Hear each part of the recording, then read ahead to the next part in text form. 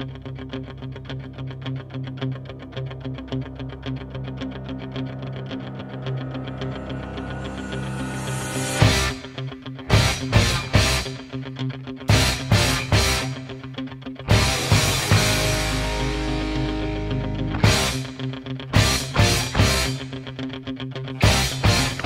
kallis Eesti rahvas!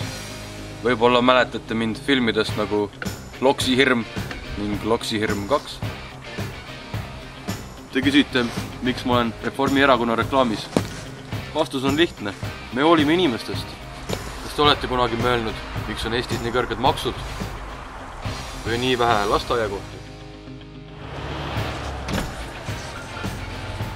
Või miks on Eestis nii kõrged kütusehinnad?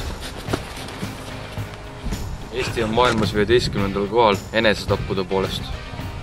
Meie muudame seda. Kui te tahate nendele probleemidele lahendust, siis valige Reformierakond. Mina olen Martin Mägi.